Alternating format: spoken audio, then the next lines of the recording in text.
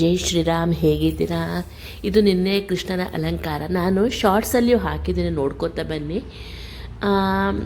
ಈ ನಂದಿ ಬಟ್ಲು ಮುಗ್ಗಿನಿಂದ ಮಾಡಿದ ಅಲಂಕಾರ ಇದು. ಇವತ್ತಿನ ಅಲಂಕಾರ ಸ್ವಲ್ಪ ಸ್ವಲ್ಪ ಹಾಕ್ತಾ ಬರ್ತೀವಿ, ನೋಡ್ಕೊತಾ ಬನ್ನಿ.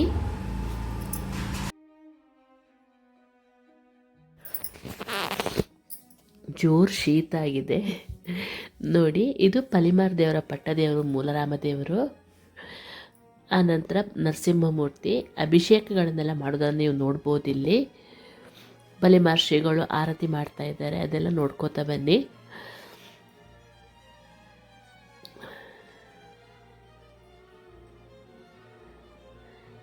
ಆನಂತರ ನಿನ್ನೆ ಮೊಗ್ಗಿನ ಅಲಂಕಾರ ಮಾಡಿದ್ರಲ್ಲ, ಅದನ್ನು ಇವತ್ತು ಮುಖ್ಯ ಪ್ರಾಣದೇವರಿಗೆ ಹಾಕಿದ್ದಾರೆ, ನೋಡ್ಬೋದು. ಸೋದೆ ಸ್ವಾಮಿಗಳು ಮುಳಬಾಗಿಲಿಗೆ ಹೋಗಿದ್ದರು, ಶ್ರೀಪಾದರಾಜರ ಮಠಕ್ಕೆ. ಅಲ್ಲಿದ್ದು ಕೆಲವು ಫೋಟೋಸ್ ಎಲ್ಲ ಹಾಕಿದ್ದೀನಿ. ಆನಂತರ ಶೀರೂರು ಪರ್ಯಾಯ ನಾಡಿದ್ದು ಜನವರಿ 18ರಿಂದ ಆರಂಭ. ಅಲ್ಲಿದ್ದು ಅಕ್ಕಿ ಮುಹೂರ್ತ, ಆನಂತರ ಕಟ್ಟಿಗೆ ಮುಹೂರ್ತ, ಅದಕ್ಕೆ ಶಿಖರ ಇಡುವಂಥದ್ದು ಎಲ್ಲನೂ ಆಗ್ತಾಯಿದೆ. ನೀವು ಅದನ್ನೆಲ್ಲ ನೋಡ್ಕೊತಾ ಬನ್ನಿ. ಮೆರವಣಿಗೆಯಲ್ಲಿ ಅಕ್ಕಿ ಮುಡಿನ ತಗೊಂಬಂದು ಕೃಷ್ಣ ಮಠಕ್ಕೆ ಸುತ್ತ ಹಾಕಿಬಿಟ್ಟು ಆಮೇಲೆ ಅವರ ಮಠಕ್ಕೆ ತಗೊಂಡೋಗಿ ಅಕ್ಕಿ ಮುಹೂರ್ತ ಮಾರ್ತಾರೆ, ನೀವು ನೋಡ್ಬೋದು. ಭತ್ತ ಮುಹೂರ್ತ, ಅಕ್ಕಿ ಮುಹೂರ್ತ ಎಲ್ಲ 3-4 ಮುಹೂರ್ತಗಳಿದ್ದಾವೆ. ನಾನು ಎಲ್ಲನೂ ವೀಡಿಯೋ ಹಾಕಿದ್ದೀನಿ, ಹಳೆ ವೀಡಿಯೋಗಳೆಲ್ಲ ಇದೆ ನೋಡಿ. ಇದು ಶಿಖರ ರಥಕ್ಕೆ ಹಾಕುವಂಥದ್ದು. ಇದು ಭಾಗೀರಥಿ ಸನ್ನಿಧಾನದಲ್ಲಿ ನೋಡ್ಬೋದು. ಈ ಥರ ಮೆರವಣಿಗೆಯಲ್ಲಿ ಬರುತ್ತೆ. ಮೊನ್ನೆ ಭಾನುವಾರ ನಡೆದಂತಹ ಪ್ರೋಗ್ರಾಮ್ ಇದು.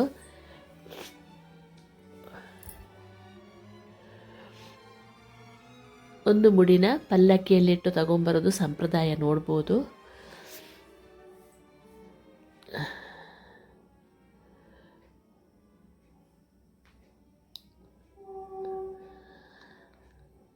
ನಿಮಗೊಂದು ಐಡಿಯಾ ಬರುತ್ತೆ ಈ ಇದರೊಳಗೆ. ಇನ್ನೂ ಡಿಸೆಂಬರ್ ಎಂಡಲ್ಲೇ ಜನವರಿ 1st ವೀಕಲ್ಲೇ ಪುರಪ್ರವೇಶ ಇದೆ, ನಿಮಗೆ ತಿಳಿಸ್ತೀನಿ ಅದನ್ನ. ಆಮೇಲೆ ನಾಡಿದ್ದು ಡಿಸೆಂಬರ್ 26ಕ್ಕೆ ಕಿರುಷಷ್ಠಿ. ಮುಚ್ಚುರುಗೋಡು ದೇವಸ್ಥಾನದಲ್ಲಿ ಕದಳಿ ಯಾಗ ಅಂದರೆ ಬಾಳೆಹಣ್ಣಿನ ಯಾಗ ಮಾಡ್ತಾರೆ ನೋಡಿ. ಭೋಜನ ಶಾಲೆ ದೇವರು ಎಲ್ಲ ಕಡೆನೂ ಹೋಗಿ ಬರ್ತಾರೆ ಅವರು, ನೋಡ್ಬೋದು ನೀವಿಲ್ಲಿ.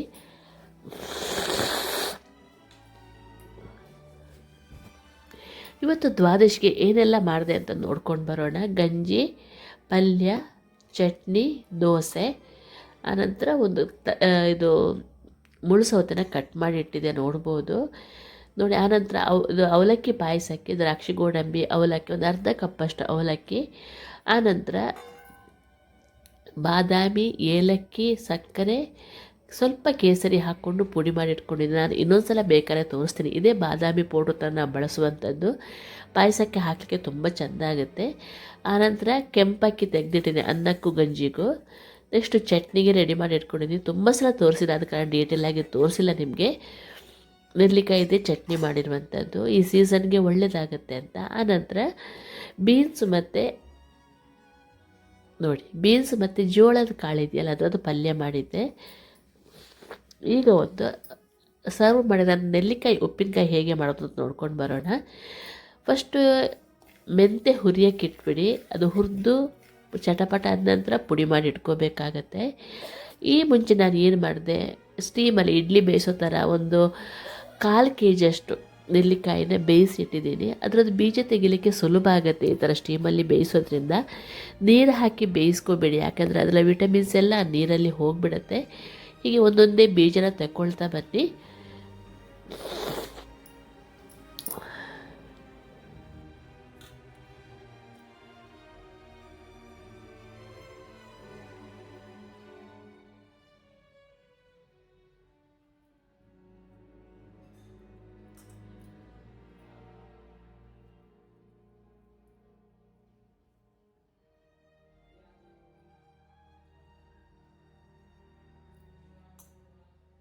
ನಿಮಗೆ ದೊಡ್ಡ ದೊಡ್ಡ ಪೀಸ್ ಬೇಡ ಅಂತ ಅಂದ್ಬಿಟ್ಟು ಅರ್ಧಕ್ಕರ್ಧ ಅದನ್ನು ತೆಗೆದು ಮಿಕ್ಸಿಗೂ ಹಾಕ್ಕೊಳ್ಬೋದು, ಪುಡಿ ಪುಡಿ ಮಾಡ್ಬೋದು.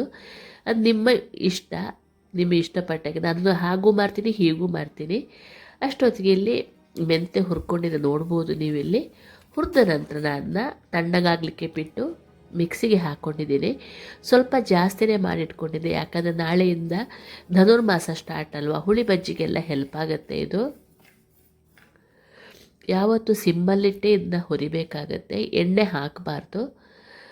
ಆನಂತರ ನೋಡಿ ಇದಾಯಿತು. ಇದನ್ನ ಆಮೇಲೆ ತಣ್ಣಗಾದ ನಂತರ ಮಿಕ್ಸಿಗೆ ಹಾಕೋಣ ಅಂತ. ಈಗ ಬಾಣಲಿಗೆ ಎಣ್ಣೆ ಹಾಕ್ಕೊಳ್ಬೇಕು. ಒಂದು ಎಳ್ಳೆಣ್ಣೆ, ಒಂದು ಸಾಸಿವೆ ಎಣ್ಣೆ. ನನ್ನ ಹತ್ರ ಸಾಸಿವೆ ಎಣ್ಣೆ ಇತ್ತು, ಅದನ್ನೇ ಹಾಕ್ಕೊಂಡೆ ನಾನು.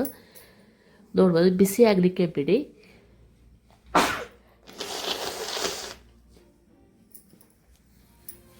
ಅದು ಬಿಸಿ ಆಗ್ತಿರೋ ಹಾಗೆ ಅದಕ್ಕೆ ಸಾಸಿವೆ, ಇಂಗು, ಮೆಣಸಿನ ಪುಡಿ ಇಷ್ಟು ಹಾಕಿ ಅದನ್ನ ಸ್ವಲ್ಪ ಚಟಪಟ ಅನ್ನಿಸ್ಬೇಕು.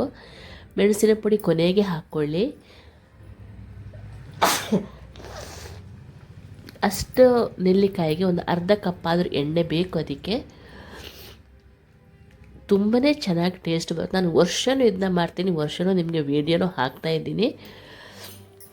ತುಂಬ ಅದ್ಭುತವಾದ ಉಪ್ಪಿನಕಾಯಿ. ನೆಲ್ಲಿಕಾಯಿ ಈ ಸೀಸನಿಗೆ ಹೋಗಲೇಬೇಕು ಹೊಟ್ಟೆಗೆ.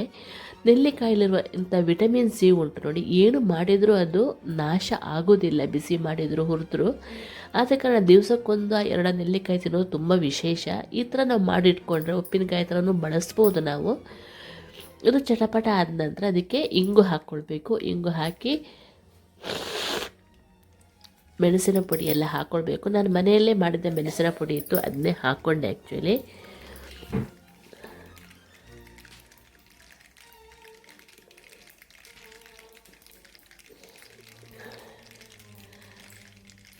ಇದು ಎಣ್ಣೆಯಲ್ಲೇ ಹಾಕೋದ್ರಿಂದ ತುಂಬಾ ಎಣ್ಣೆ ಜಾಸ್ತಿ ಹಾಕೋದ್ರಿಂದ ತುಂಬಾ ಟೇಸ್ಟಿಯಾಗೂ ಬರುತ್ತೆ.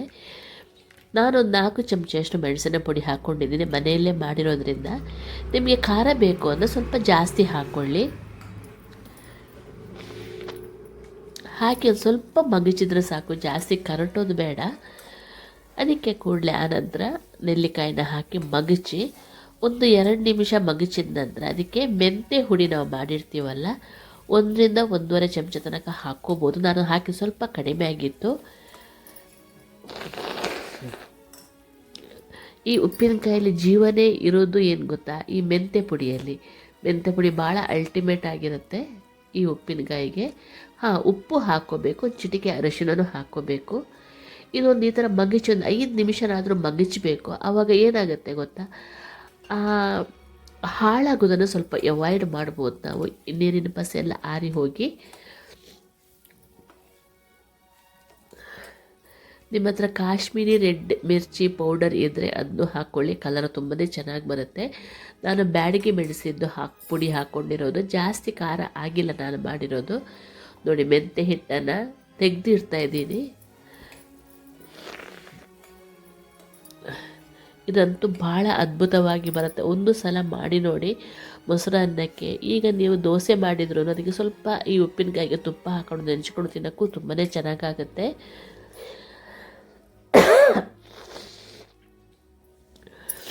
ಸ್ವಲ್ಪ ಅರಿಶಿನ ನೋಡಿ ಹಾಕ್ಕೊಂಡೆ ನಾನು. ಫಸ್ಟಿಗೆ ಹಾಕಬೇಕಿತ್ತು, ನನಗೆ ಮರೆತು ಹೋಗಿತ್ತು. ಒಂದು 5 ನಿಮಿಷ ಈ ಥರ ಮಗಚಿ ಅಷ್ಟೇ.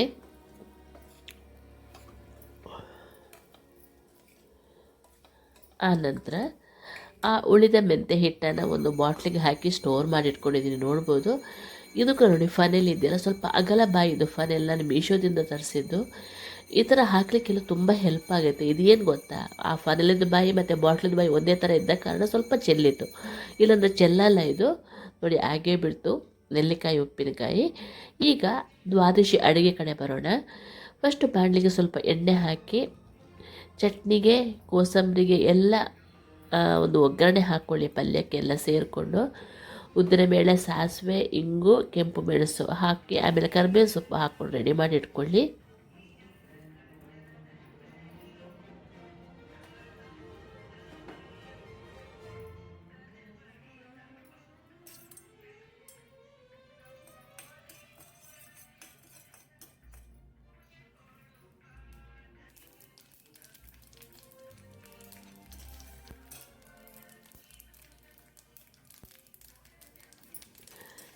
ಪಲ್ಯಕ್ಕೆ ಬೇಕಾದಷ್ಟು ಇಟ್ಕೊಂಡು ಬಾಕಿನ ತೆಗೆದಿಟ್ಕೊಳ್ಳಿ.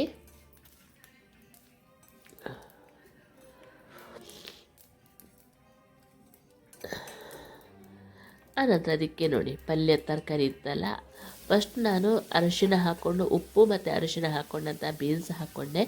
ಇದು ಅರ್ಧ ಬೇಯಬೇಕಿದ್ರೆ, ಬೀನ್ಸಿಗೆ ಯಾವತ್ತು ಬೇಯಬೇಕಿದ್ರೆ ಉಪ್ಪು ಹಾಕಿದ್ರೆ ತುಂಬ ಮೃದುವಾಗಿ ಬೇಯುತ್ತೆ. ಇದೊಂದು ಟಿಪ್ಸ್ ಅಂತ ಅಂದ್ಕೊಳ್ಳಿ, ನನಗೆ ಅತ್ತೆ ಹೇಳಿರುವಂಥದ್ದು. ಇಲ್ಲ ಸ್ವಲ್ಪ ನಾರು ಬರುತ್ತೆ ಅದು. ಸ್ವಲ್ಪ ಮಗಚಿ ಸ್ವಲ್ಪ ನೀರು ಹಾಕಿ ಬೇಯಿಸಿದ ನಂತರ ಅರ್ಧ ಬೆಂದಾದಾಗ ಅದಕ್ಕೆ ಕಾರ್ನ್ ಹಾಕ್ಕೊಂಡಿದ್ದೀನಿ. ಅದು ನಾನು ವೀಡಿಯೋ ರೆಕಾರ್ಡಿಂಗ್ ಮಾಡಿಲ್ಲ, ನಿಮಗೆ ಬಾಯಲ್ಲಿ ಮಾತ್ರ ಹೇಳ್ತಾ ಇದ್ದೀನಿ. ಕೊನೆಗೆ ಇದಕ್ಕೆ ಸ್ವಲ್ಪ ತೆಂಗಿನಕಾಯಿ ತುರಿ ಹಾಕಿದರೆ ಪಲ್ಯ ರೆಡಿಯಾಗಿಬಿಡ್ತು.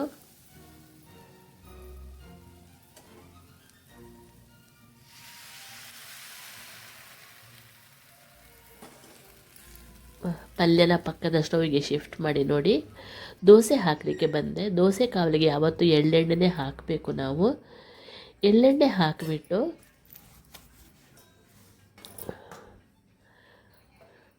ದೋಸೆ ಒಂದೊಂದೇ ಒಯ್ತಾ ಬಂದೆ, ನಾನು ನೋಡ್ಬೋದು.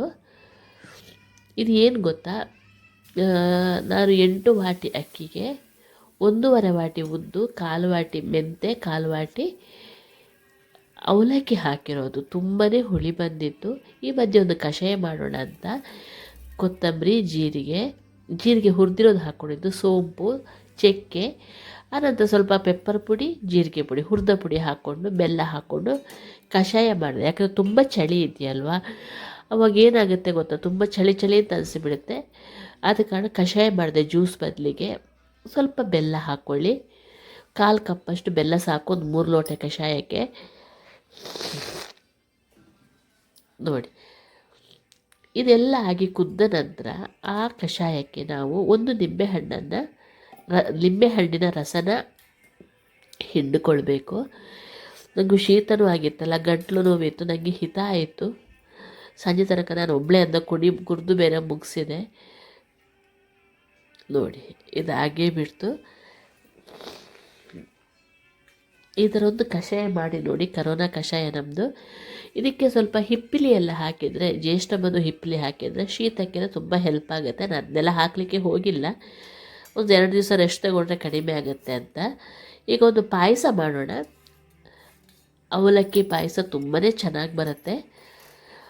ತುಂಬ ಸುಲಭದಲ್ಲಿ ಮಾಡೋದು ತೋರಿಸ್ಕೊಡ್ತಾ ಇದ್ದೀನಿ ನೋಡಿ. ಫಸ್ಟು ಬಾಣಲಿಗೆ ತುಪ್ಪ ಹಾಕಿ ದ್ರಾಕ್ಷಿ ಗೋಡಂಬಿನ ಹುರಿದಿಟ್ಕೊಳ್ಳಿ.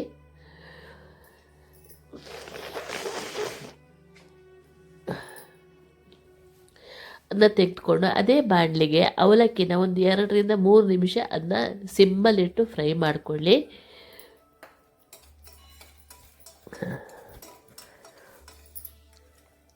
ತುಂಬ ಸುಲಭದಲ್ಲಿ ಯಾರಾದರೂ ಬಂದಾಗ ಒಂದು 10 ನಿಮಿಷದಲ್ಲಿ ಈ ರೆಸಿಪಿನ ನಾವು ಮಾಡಿ ಮುಗಿಸ್ಬೋದು. ಸ್ವಲ್ಪ ಹಾಲಿದ್ದರೆ ಸಾಕು. ಇದಕ್ಕೆ ಹಾಲಲ್ಲೇ ಬೇಯಿಸ್ಕೊಂಡ್ರೆ ತುಂಬ ಅದ್ಭುತವಾದ ಟೇಸ್ಟ್ ಬರುತ್ತೆ ಇದಕ್ಕೆ. ನೋಡಿ, ಅನಂತರ ಅವಲಕ್ಕಿನ ಹಾಕಿ ಲೈಟ್ ಬ್ರೌನ್ ಆಗೋ ತನಕ ಹುರ್ಕೊಂಡು ಆ ಪಕ್ಕದಲ್ಲಿ ಹಾಲಿಟ್ಟಿದ್ದೀನಿ ನೋಡಿ ಒಲೆ ಮೇಲೆ, ಅದನ್ನು ಅದಕ್ಕೆ ಹಾಕಿ 1 ನಿಮಿಷ ಬೇಯಿಸಿದರೆ ಸಾಕು. ಆನಂತರ ನಾನು ಬಾದಾಮಿ ಪುಡಿ ತೋರಿಸಿದ್ನಲ್ಲ, ಆ ಬಾದಾಮಿ ಪುಡಿ ಹಾಕಿ ದ್ರಾಕ್ಷಿ ಗೋಡಂಬಿ ಹಾಕಿದರೆ ಪಾಯಸ ರೆಡಿ ಆಗಿಬಿಡುತ್ತೆ. ಬಾದಾಮಿ ಪುಡಿ ಯಾವ ಥರ ಮಾಡೋದು, MTR ಅವ್ರ ಥರ ಇನ್ನೊಂದ್ಸಲ ನಾನು ತೋರಿಸ್ತೀನಿ ಅದನ್ನ.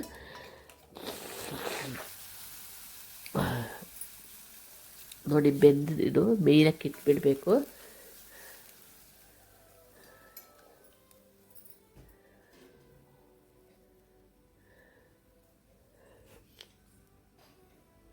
ನೋಡಿ, ಇದೆಲ್ಲ ಆಗೇ ಬಿಡ್ತು. ಇವತ್ತು 7:15 ತನಕ ಹರಿವಾಸರ ಇತ್ತು.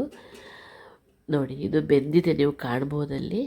ಅದಕ್ಕೆ ಈ ಹಾಲನ್ನು ಹಾಕಿ ನೋಡಿ, ಬಾದಾಮ್ ಪುಡಿ ಒಂದು 4 ಎಷ್ಟು ಅವಲಕ್ಕಿ ಹಾಕಿರ್ತೀವೋ ಅಷ್ಟು, ಅದಕ್ಕಿಂತ ಸ್ವಲ್ಪ ಬೇಕಾದರೆ ಜಾಸ್ತಿ ಹಾಕ್ಕೊಳ್ಳಿ. ಸಿಹಿ ಕಡಿಮೆ ಸಾಕು ಅನ್ನೋರು ಅಷ್ಟೇ ಹಾಕ್ಕೊಳ್ಳಿ, ಸಾಕಾಗುತ್ತೆ. ಎಷ್ಟು ಅವಲಕ್ಕಿ ತಗೊಂಡಿರ್ತೀವೋ ಅಷ್ಟೇ. ಆಮೇಲೆ ಹಾಲು ಹಾಕಿ ಅದನ್ನು ನೀಟಾಗಿ ಪಾಯಸ ಮಾಡಿ ಮುಗಿಸಿದೆ, ನೋಡ್ಬೋದು. ಇವತ್ತಿನ ವಿಡಿಯೋ ಹೇಗಾಯಿತು ಅಂತ ಹೇಳಿ ಫ್ರೆಂಡ್ಸ್. ಇಷ್ಟ ಆದರೆ ಗೊತ್ತಲ್ಲ, ಲೈಕ್ ಮಾಡೋದನ್ನು ಮರಿಬೇಡಿ. ಯಾರಿಗೆ ತುಳು ಶಿವಳ್ಳಿ ಬ್ರಾಹ್ಮಣರ ರೆಸಿಪಿ ಬೇಕು ಅವರಿಗೂ ಈ ವಿಡಿಯೋಗಳನ್ನು ಶೇರ್ ಮಾಡ್ತಾ ಬನ್ನಿ. ನಾನು ಪದೇ ಹೇಳೋದಿಲ್ಲ, ಯಾಕಂದರೆ ಕಿರಿಕಿರಿ ಆಗಬಾರ್ದು ನಮ್ಮ ವಿಡಿಯೋ ನೋಡೋರಿಗೆ ಅಂತ ನನ್ನೊಂದು ಇಂಟೆನ್ಷನು. ನೋಡಿ, ದ್ರಾಕ್ಷಿ ಗೋಡಂಬಿ ಹಾಕಿ ಅದನ್ನ ಇಳಿಸಿದ್ರೆ ಆಗೇ ಬಿಡ್ತು ಪಾಯಸ. ನಾನೊಂದು 2-2.5 ಲೋಟೆಯಷ್ಟು ಮಾತ್ರ ಮಾಡಿರೋದು. ಈಗ ಇದು ಇಷ್ಟು ನೀರು ಅಂತ ಅನಿಸ್ಬೋದು. ಒಂದು 5 ನಿಮಿಷ ಬಿಟ್ಟಾಗ ತುಂಬ ಅದು ದಪ್ಪ ಬರುತ್ತೆ.